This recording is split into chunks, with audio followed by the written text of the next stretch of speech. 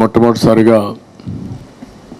ఈరోజు పార్లమెంట్ అభ్యర్థులుగా శాసనసభ అభ్యర్థులుగా ఎంపికైన మిమ్మల్ని అందరినీ మనస్ఫూర్తిగా అభినందిస్తున్నా. అందరికీ కంగ్రాచులేషన్స్, ఆల్ ది బెస్ట్.